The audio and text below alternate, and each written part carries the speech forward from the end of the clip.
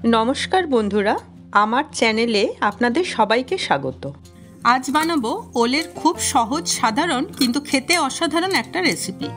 প্রথমে ওলের খোসা ফেলে ডুমো ডুমো করে কেটে নেব। এবার কুকারে কেটে ধুয়ে রাখা ওলগুলো দিয়ে পরিমাণ মতো জল ও 1 চামচ নুন দিয়ে একটা সিটি দিয়ে নেব। এতে করে ওল সেদ্ধ হয়ে যাবে কিন্তু গলে যাবে না। 2 চামচ সাদা সর্ষে, কিছুটা কোরানো নারকেল আর 4 থেকে 5টা কাঁচা লঙ্কা দিয়ে মশলাটা আমি বেটে রেখেছিলাম।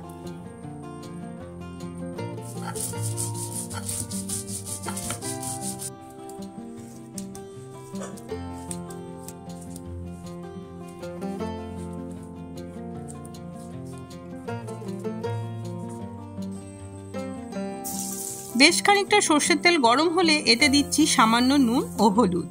এবার সেদ্ধ করে রাখা ওলগুলো এই তেলের মধ্যে দিয়ে ভেজে নেব।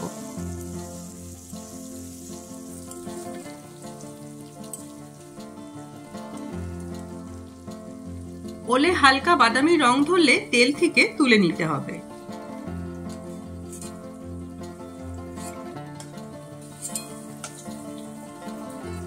এই তেলেই ফোড়নে দিলাম 1 চামচ কালো জিরে।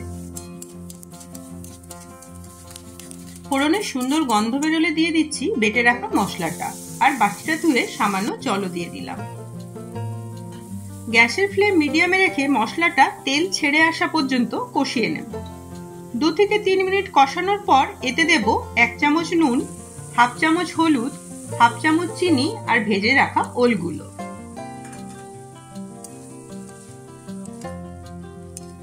সমস্ত কিছু খুব ভালো করে মিশিয়ে নিতে হবে। এই পর্যায়ে দিয়ে দিচ্ছি 1 কাপ গরম জল।